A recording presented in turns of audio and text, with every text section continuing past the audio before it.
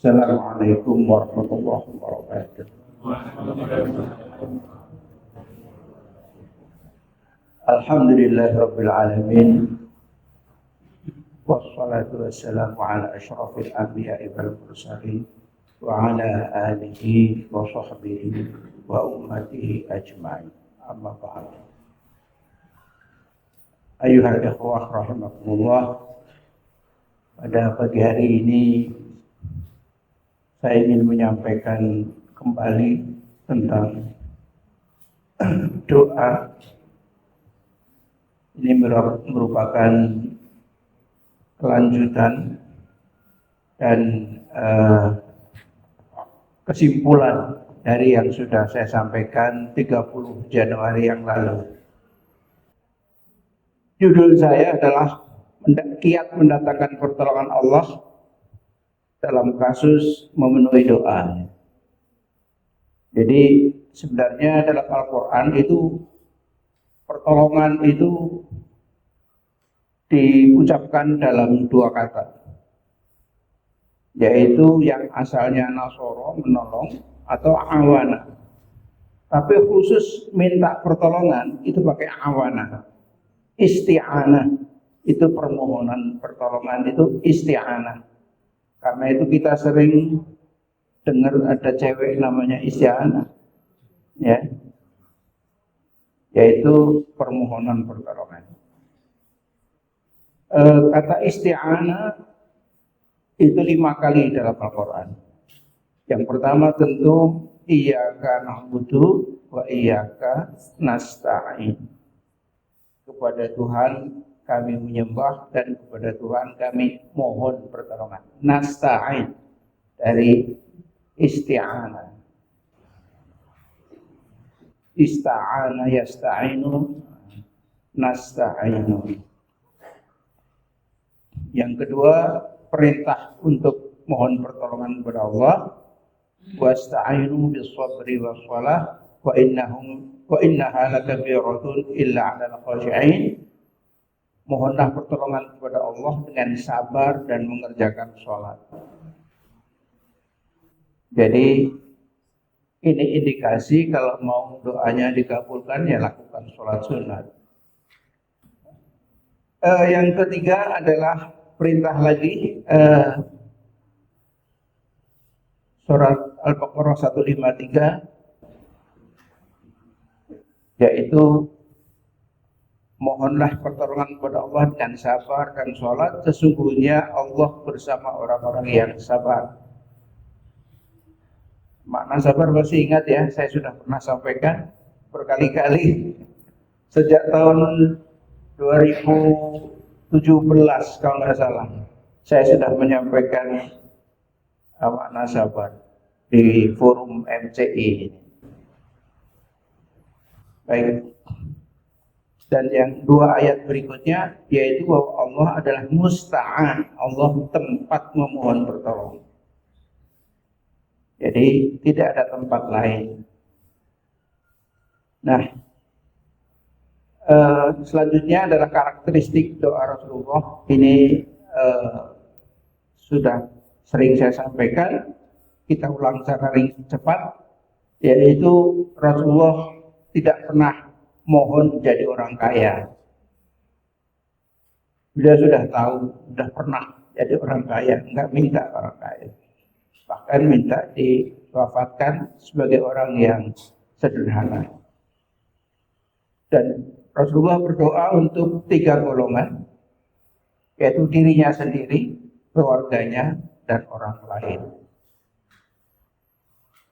Ya, bahkan sebaik-baik doa itu adalah mendoakan orang lain dan yang didoakan tidak tahu. Ada hadis seperti itu. Nah. Yang 3, menyebut diri sendiri sebagai hamba Allah. Dan yang keempat, diawali dengan mengagungkan Allah Ta'ala. Dan yang kelima, rinci. Doanya itu rinci. Nah, yang keenam, mengandung permohonan. Ada 30 jenis permohonan. ampunan, perlindungan dari neraka, masuk surga, petunjuk, ya, dan sebagainya. Dan yang sering kita lupakan adalah mohon ilham yang benar. Ini bagi mahasiswa penting sekali. Saya dulu berdoa terus tuh, mohon ilham besok soal ujiannya apa ya Allah. Nah, alhamdulillah saya dapat nilai bagus karena rajin berdoa. Alhamdulillah. Ya, saya sampai dikatakan saya dapat bocoran. Karena selalu apa yang saya katakan nanti yang keluar ini Islam tepat. Kemudian kemampuan membedakan kebaikan dan keburukan, ya, ini juga sering terlupakan doa ini. Kemampuan, kata kemampuan di sini menunjukkan bahwa boleh kemampuan yang lain, ya, boleh kemampuan yang lain. Tidak hanya ini aja, ini hanya contoh yang dilakukan Rasulullah. Dan seterusnya, melunasi hutang dan disembuhkan dari sakit, diberi kesehatan jasad, rizki, barokah. Dan yang penting lagi, nomor 29, diubah takdir buruknya menjadi takdir baik. Ya. Ditakdirkan, ini sebenarnya adalah bagian doa istikharah yang bagian belakang itu. Waqdur lil khaira haitsu kana. Takdirkanlah yang baik untukku haitsu kana, dimanapun ia berada. Kemudian dianjurkan kepada orang sakit untuk mengiringi doanya dengan sedekah pada fakir miskin. Kalau kita sendiri miskin gimana? Sedekah dengan apa? Saya pernah mengalami keadaan di mana saya nggak punya apa-apa dan sakit, sudah divonis mati. Anak saya masih kecil, masih SD itu, bungsu saya itu, SD kelas 2 kalau nggak salah. Saya waktu itu ingin mengamalkan hadis ini dan saya mengatakan, ya Allah, perpanjanglah usia saya. Dan saya beli, saya agak kasar juga saya menggunakan kata beli. Saya beli dengan amal saya sesudah saya sehat, yaitu mengajar Al-Quran. Ya, kenapa demikian? Karena ada hadis yang mengatakan sebaik-baik orang adalah yang belajar Al-Quran, mempelajari Al-Quran dan mengajarkannya. Maka saya berjanji akan saya beli dengan amal saya.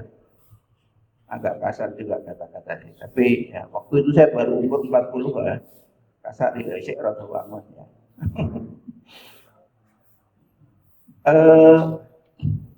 Umur 40 tapi saya hidup di luar negeri terus. Jadi Jawane wis lali.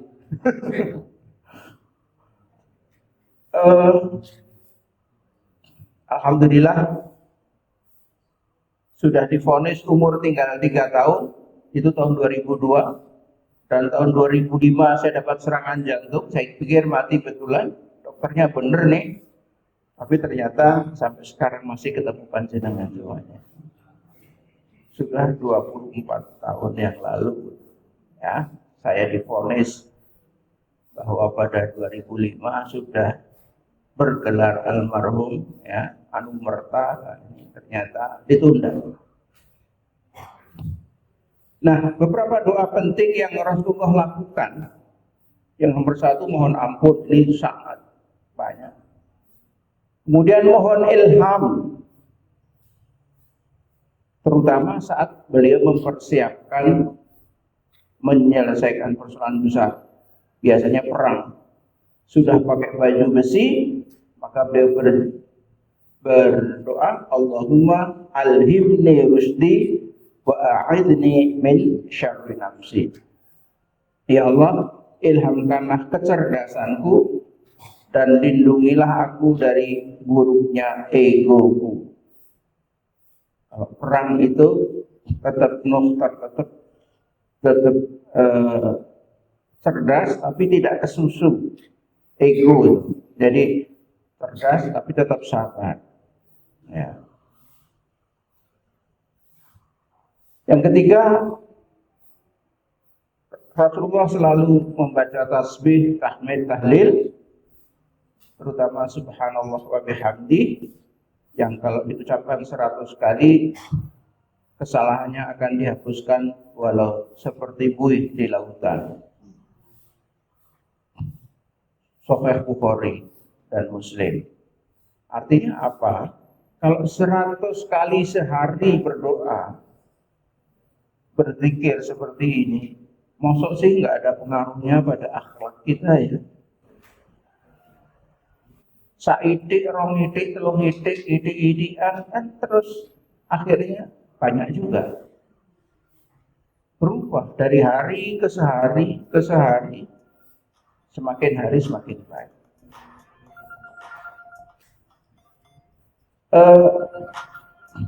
Dari hadis Muslim nomor 2072,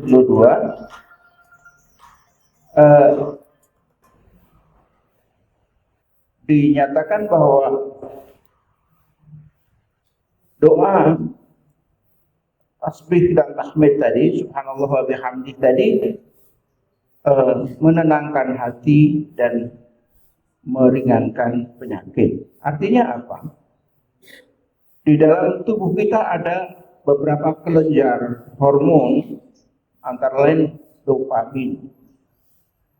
Kalau hormon dopamin itu aktif memproduksi zat yang namanya dopamin, itu rasa sakit hilang. Rasa sakit itu hilang. Saya ingat waktu saya kecil, eyang saya, Kiai Abdul Razak, itu sakit.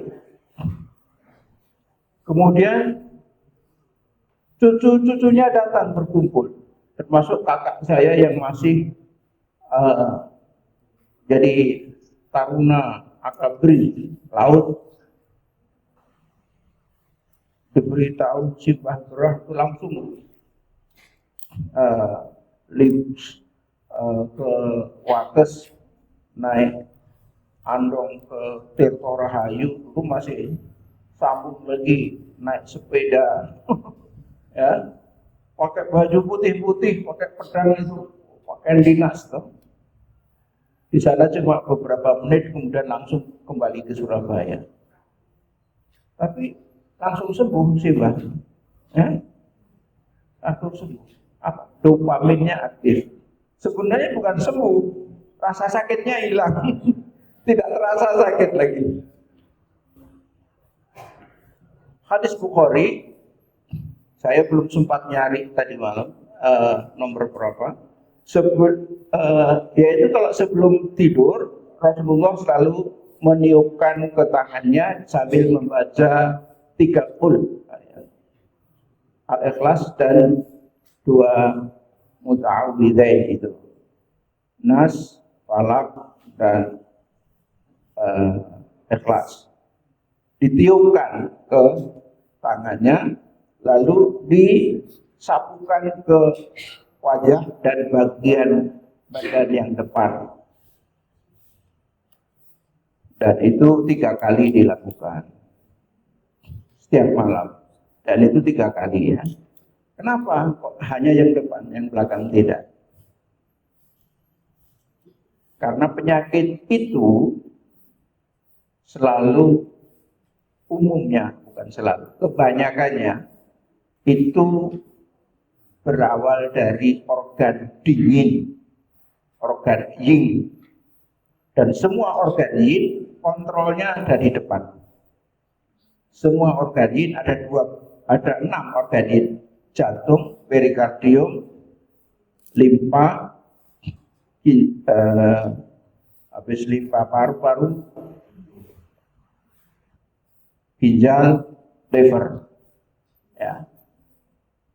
Semua organ dingin, organ yin itu sumber sakit kronis, sakit yang menaun, sudah lama baru ketahuan sakit. Kenapa? Karena organ jin bersifat seperti perempuan, pemalu. Organ jin bersifat seperti perempuan, pemalu. Kalau sakit nggak ngaku. Ya. Demikian juga organ yang 6 tadi yang saya sebutkan tadi, itu kalau sakit dia nggak terasa sakit, badan kita masih seperti menganggap masuk angin. Seperti lever. Lever itu orang mengira masuk angin, padahal lever. Nah, jadi karena itu oleh Rasulullah yang disapu yang bagian depan. Ya. Nah, di bagian mata ini semua organ itu yang dan jin, organ panas dan organ dingin di sekitar mata ini ada titik kontrolnya. Kalau diusap dengan kekuatan rahmat Allah dari barokahnya bacaan tadi, ya insya Allah. Yang keempat yaitu perlindungan anak. Kalau Rasulullah ini pernah sudah mendoakan kepada cucunya Hasan Hussein, wa'idhukuma bikalimatit tammati min kulli syaitanin wa hammadin wa min kulli ainin lammatin. Aku berlindung pada Allah untukmu berdua dengan kalimat-kalimat Allah yang sempurna dari segala macam syaitan dan binatang berbiasa dan dari pandangan mata yang mengakibatkan sakit, gendam, hipnotis dan sebagainya. Ya.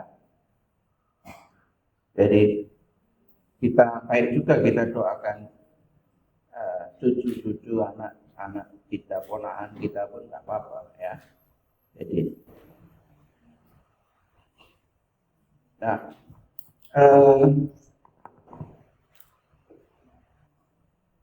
nanti di belakang ada juga tentang Hasan Hussein, tapi mumpung sekarang kelingan ya, yaitu bahwa Rasulullah pernah berpesan kepada cucu Bunda Hasan dan Hussein radhiyallahu anhuma untuk membaca di sujud terakhir semua sholatnya, untuk membaca doa kunut. Ini hadisnya Bukhari. Doa kunut di sujud terakhir. Alhamdulillah sudah sekitar hampir 40 tahun saya mewajibkan diri saya sendiri untuk sujud terakhir membaca doa kunut. Allahumma hdini fi man hadait. Itu puitis banget ya. Nah, itu sebabnya saya subuh pun baca kunut karena saya sangat terkesan dengan doa itu. Tata cara berdoa dalam Al-Quran disebutkan yaitu tidak mengeraskan suara, lembut, menyebut Asmaul Husna dan sebagainya. Ada banyak ayat yang ini, dan saya lompati saja, ini sudah biasa kita. Saya ingin masuk ke analisis. Di antara hikmah yang disunahkan berdoa di pagi menjelang subuh adalah frekuensi otak yang rendah. Ya, kalau menjelang subuh itu kan ada hadisnya untuk berdoa karena semua doa dikabulkan, semua permintaan diijabah, semua permohonan ampun diampunkan. Ya, kalau minta utangnya dibayari Gusti Allah, ya nanti akan aja dadaannya, ya. Dan sebagainya, dan semua masalah-masalah kita itu adalah frekuensi otak yang rendah, sekitar 40 sampai 60 Hz. Nah, pada frekuensi itu doa kita itu didengar oleh alam. pada frekuensi otak kita seperti itu, doa kita itu didengar oleh Allah dan alam samina wa ta'na ikut mendoakan kita. Jadi dalam psikologi keadaan ini disebut keadaan transpersonal. Jadi kalau Anda berdoa, ya Allah, pada saat itu, pada saat frekuensi rendah, Anda berdoa kepada Allah, ya Allah hilangkan rasa sakit gigiku yang sebelah kiri, geraham paling belakang nih, misalnya. Ya langsung tubuh kita mendengar, langsung bereaksi. Ada frekuensi otak seperti itu. Atau doa, ya Allah, suruhlah hambamu, suruhlah hambamu yang bernama badan saya dengan beserta organ dan kelenjar dan cairan dan semua makhluk yang di dalamnya untuk bersama-sama bersinergi membuat kondisi badan saya sedemikian rupa sehingga penyakit saya sembuh dalam waktu yang sesingkat-singkatnya dengan efek samping yang sekecil-kecilnya. Ulangi itu 7 kali, insya Allah.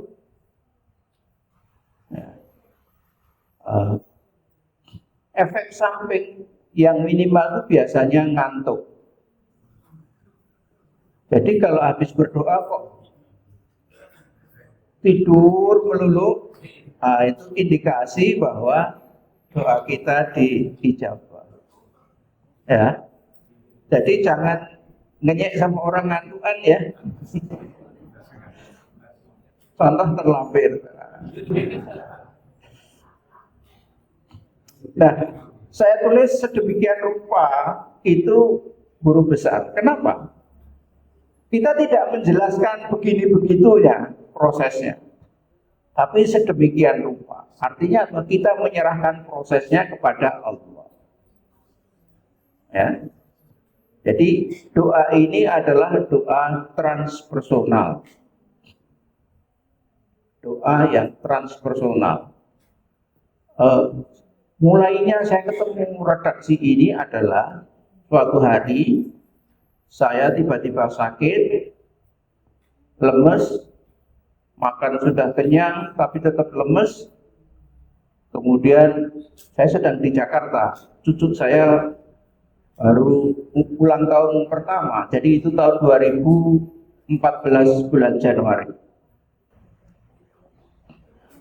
Kemudian istri saya itu mengatakan ngece saya. Jadi ini wis iso hipnotis, lah kok ditambahnya yang hipnotis gitu. Saya pikir wong ora ngerti hipnotis sih malah apa ngece, tapi ya saya pikir-pikir ada benarnya. Maka saya minta tolong badan saya dengan hipnotis.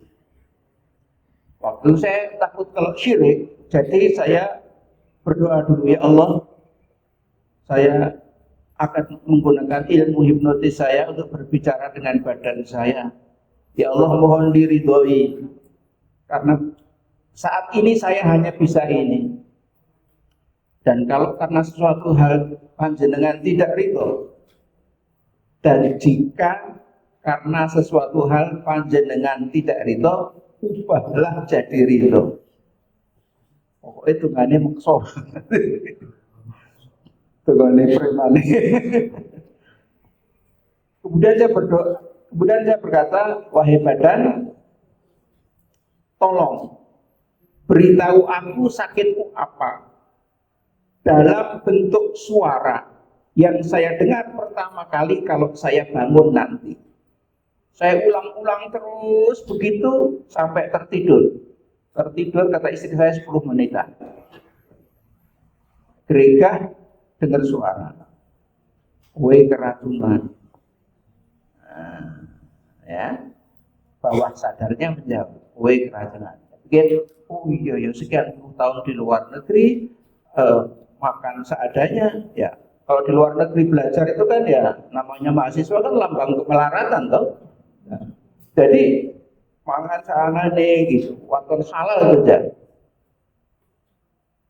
Jadi akibatnya saya keracunan itu wajar. Maka saya berdoa lagi kepada Allah, ya Allah, saya ingin menyuruh badan saya untuk mengeluarkan racun tubuh saya. Mohon diridhoi. Ya, kemudian saya mengatakan, wahai badan, buanglah semua bahan yang ada dalam tubuh saya yang berbahaya untuk tubuh saya, dan tetap ikat semua bahan yang bermanfaat untuk tubuh saya. Saya ulang-ulang, tertidur lagi. Kira-kira 10 menit, 15 menit, bangun lagi, perutnya sakit, diare sehari 9 kali. Detok. Itu hari Selasa. Hari Rabu, hari Kamis masih 9 kali. Bingung saya, waduh besok Jumatan bi. Maka Jumat pagi jam 7 saya stop. Wahai badan, mulai sekarang sampai 8 jam ke depan kamu normal. Saya ulangi 4-5 kali. Mulai sekarang sampai 8 jam ke depan kamu normal. Stop, nggak diare lagi. Jam 3 persis diare lagi. 8 jam setelah jam 7. Ya, ini transpersonal, tapi lama-lama saya nggak mau pakai doa, pakai cara hipnotis. Maka saya pakai cara doa. Doa saya adalah, ya Allah, suruhlah hamba-Mu yang bernama badan saya ini untuk, dan seterusnya seperti itu. Ya. Kalau pakai doa kan dapat 2 pahala. Ya, dapat pahala doa, pahala terapi. Jadi sekarang kalau lagi bepergian sakit, dalam kereta api, dalam pesawat, cukup berdoa saja. Nah, kenapa ini saya lakukan? Ini pengalaman waktu haji. Lagi asik-asiknya di depan Ka'bah, depan Multazam itu, dapat tempat yang bagus, perutnya sakit, mau batal.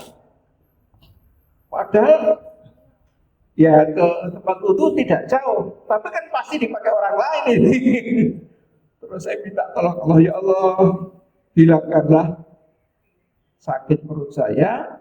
Aku ingin di sini sampai 2 jam lagi, sampai jam 11. Udah panas itu jam 11. Jam 11 ya Allah, 2 jam lagi.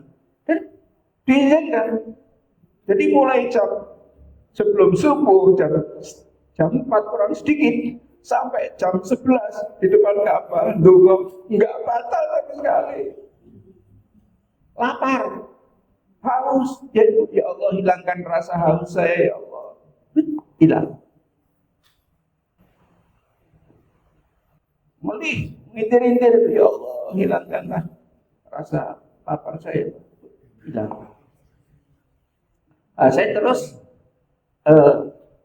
mikir, sesuk nek mulai nang Indonesia kayak kepiye.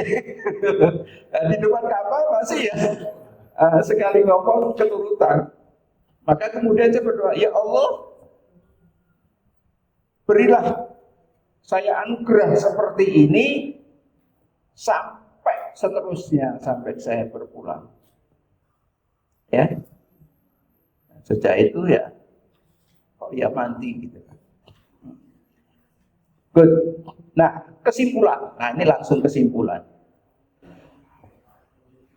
Dan beberapa contoh redaksi doa. Tadi kan ada ciri-cirinya doa Rasulullah tadi, antara lain rinci. Ya, ini kesimpulannya saya tulis kembali. Niat ikhlas karena Allah sambil merendahkan diri dan merendahkan emosi, tapi tetap sadar dan mengharap terkabulnya doa. Yakin. Inilah yang menurunkan frekuensi otak. Kalau kita merendahkan diri dan merendahkan emosi, frekuensi otak kita turun. Ya. Memungkinkan terjadinya komunikasi dengan alam bawah sadar, transpersonal. Ya. Yang ketiga, bersuara, tapi tidak keras, sekedar dirinya sendiri dapat mendengar. Yang keempat, diulang-ulang. Disunahkan 7 kali dalam hadis.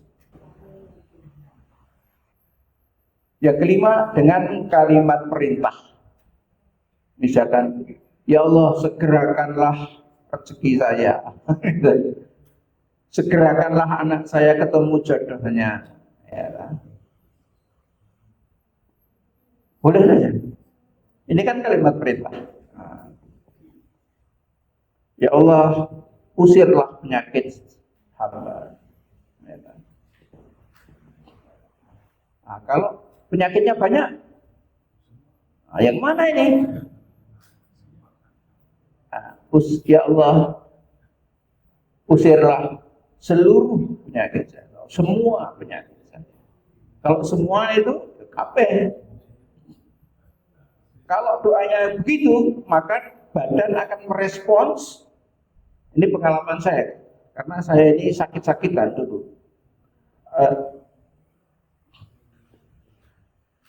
Maka tubuh akan memberi prioritas yang disembuhkan yang paling penting dulu.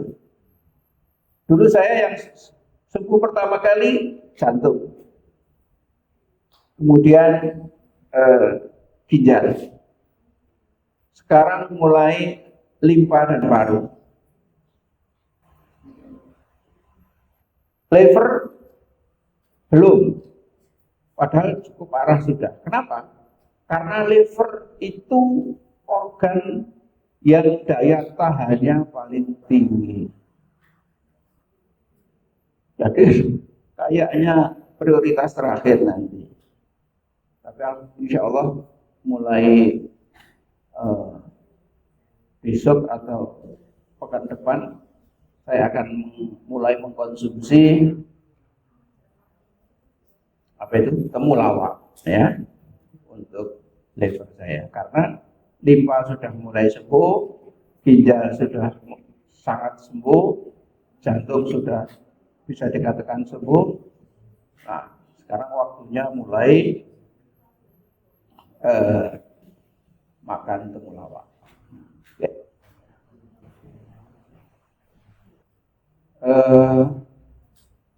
Yang keenam, jangan gunakan kalimat negatif. Kenapa? Karena bawah sadar tidak paham kata tidak dan jangan. Ya, misalnya, ya Allah, buanglah semua zat yang tidak berguna, tidaknya hilang. Jadi ya Allah, suruhlah buanglah bahan yang berguna. Jadi respon dari badan kita yang terbalik. Jadi tidak berguna ya, ganti aja berbahaya. Ya. Jika doa Anda mengandung beberapa masalah, beberapa buah masalah, sebutkan masalah itu secara berurutan, tidak acak-acakan.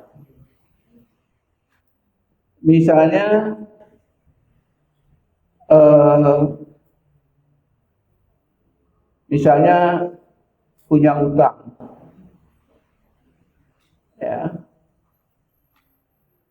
mau nyaur tapi warisan nggak laku-laku dijual, akhirnya utangnya seyopek, ya kan? Ini biasa kita temui di masyarakat kita kan seperti itu. Apalagi orang yang tidak mempunyai keahlian banyak. Pak Yosonya namanya Jaja Suyoso, pinter Yoso. Maka nanti insya Allah akan mulainya apa? Underannya apa? Underannya aku rasa nyambut gawe. Maka ya Allah, berilah aku pekerjaan. Kalau untuk itu perlu keahlian, cerdaskanlah saya sehingga saya punya keterampilan yang dapat menghasilkan uang. Ya idenya mudah. Waduh, ngewangi Pak Sugeng wae dadane mobil. Belajar montir dengan Pak Sugeng.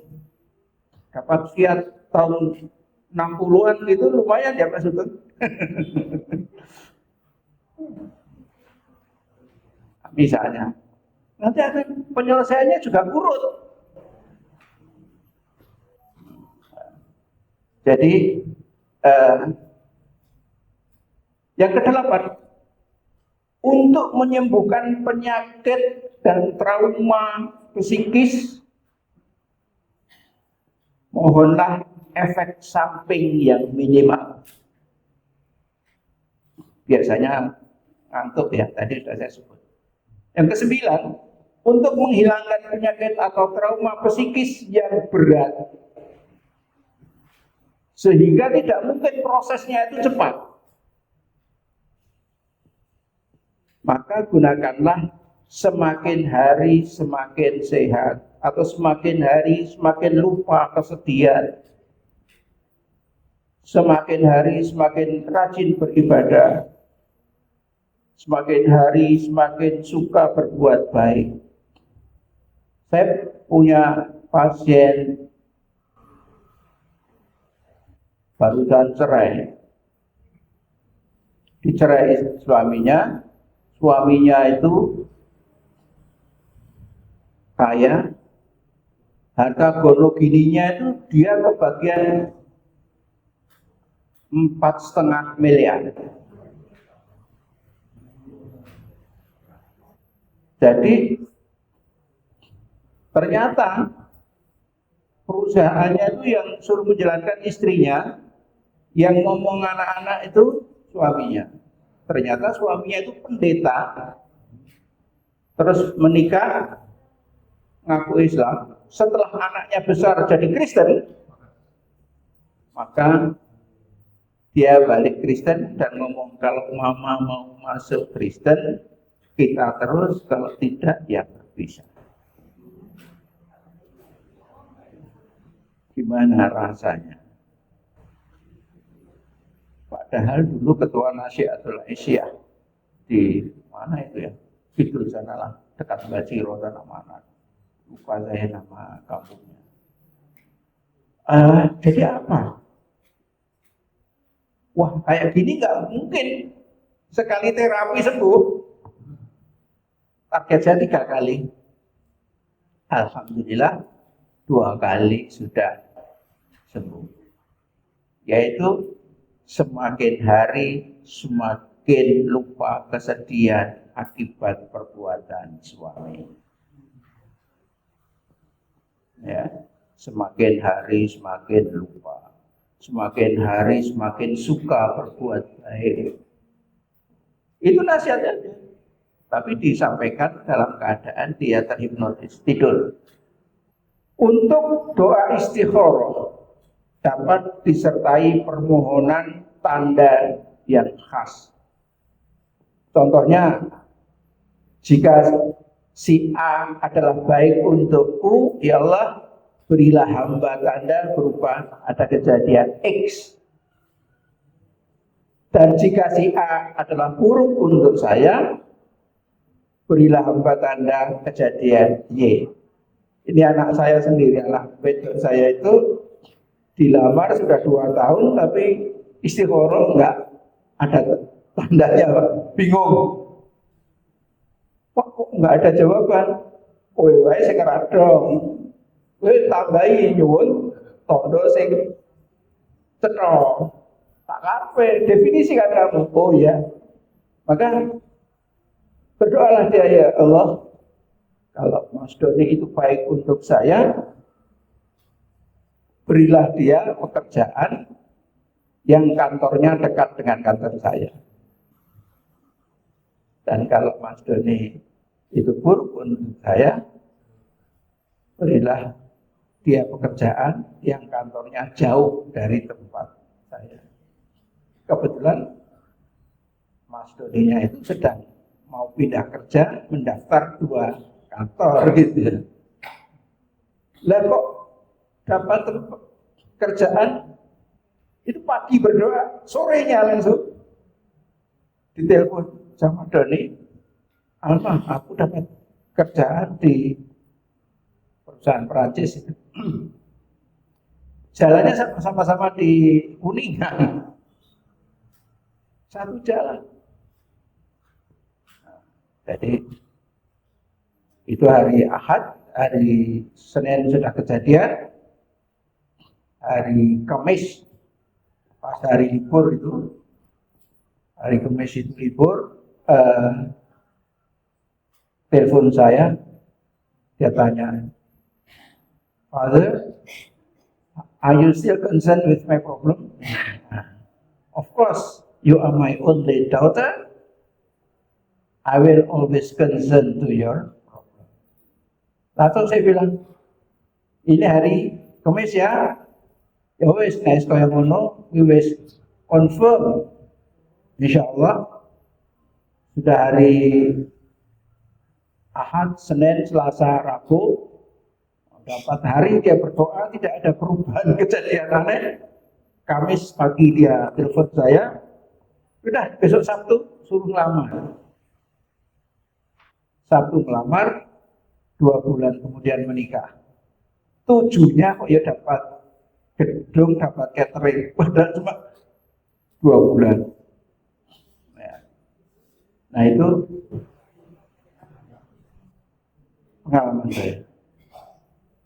Kemudian yang ke-11, hindarilah penggunaan kata jika yang tidak lengkap.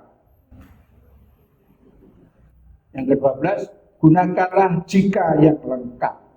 Misalnya, jika untuk itu diperlukan obat atau bahan yang khusus, ya Allah, mudahkanlah saya mendapatkannya. Dan jika untuk itu diperlukan orang tertentu, ya Allah, mudahkanlah saya menjumpai orang itu. Dan sekiranya untuk itu diperlukan keajaiban, ya Allah, ridhoilah keajaiban itu menjadi milikku. Ini namanya kondisi, semua kondisinya lengkap, kemungkinan-kemungkinannya disebut. Ya. Nah, yang ke-13, gunakanlah frasa sedemikian rupa sehingga untuk menyatakan prosesnya diserahkan kepada Allah. Misalnya, gerakkanlah hatiku ya Allah sedemikian rupa sehingga menjadi tenang dalam waktu 1 malam ini. Ya, boleh aja. Ya. Yang ke-14, untuk memohon sesuatu yang belum diketahui posisinya. Nah, ini kasusnya jodoh lah ya. Ini kasus anak saya, sudah usianya di atas 30, seumur hidup belum pernah pacaran, kok masih tenang-tenang aja. Kalau ditakoni malah jawabnya belum ketemu yang baik agamanya. Maka saya kasih doa, ya Allah, setiap kali saya menjumpai jalan menuju jodoh saya yang panjenengan ridhoi, baru jalannya belum orangnya ya. Setiap kali saya menjumpai jalan menuju jodoh saya yang panjenengan ridhoi, gerakkanlah hati saya untuk mengikuti jalan itu sedemikian rupa sehingga dalam waktu yang singkat-singkatnya saya ketemu dengan jodoh saya itu. 2 bulan ketemu, 2 bulan ta'aruf, 2 bulan kemudian dikenalkan saya, 2 bulan kemudian saya melamar, 3 bulan kemudian menikah. Nggak sampai setahun sudah menikah. Dari saya mengajarkan doa itu sampai menikah nggak sampai setahun.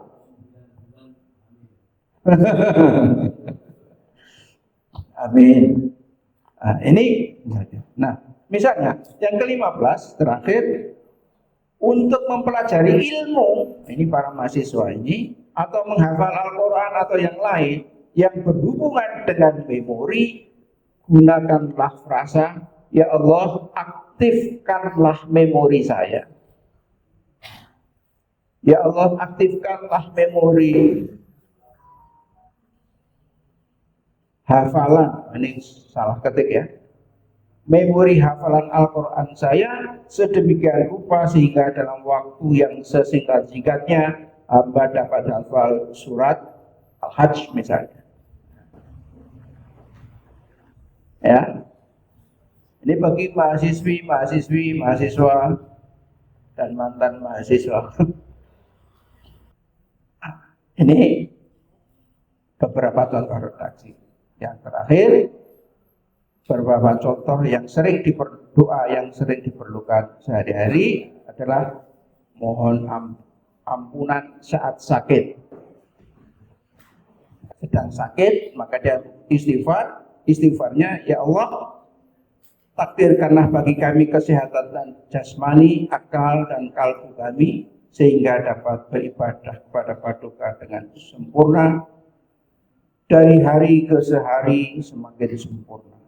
Ya Allah, ya Tuhan kami, sekiranya sakit yang kami derita saat ini adalah peringatan atau siksa yang Paduka berikan kepada kami, sehubungan dengan khilaf dan dosa kami di masa lalu, ampunilah kami dan maafkanlah kami atas semua dosa dan kekhilafan kami, baik besar maupun kecil, baik yang kami ingat maupun yang lupa, semuanya saja sedemikian rupa sehingga tidak ada alasan lagi bagi panjenengan untuk memperpanjang sakit kami.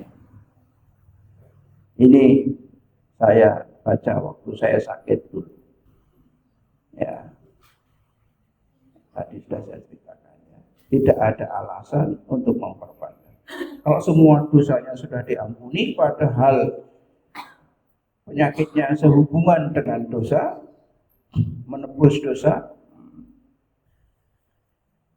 Kalau mohon kesehatan, sembuh dari sakit, misalnya, ya Allah, ya Tuhan kami menyadari hakikat kami adalah roh.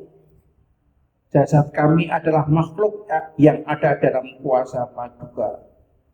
Karena itu, ya Rabb, suruhlah makhluk-makhluk Paduka yang bernama darah, hormon, tulang, organ-organ, dan semua bagian dari jasad kami, termasuk organisme di dalamnya, untuk berfungsi dan bersinergi sedemikian rupa sehingga kesehatan kami pulih dalam waktu yang sesingkat-singkatnya dan dengan efek samping yang minimal.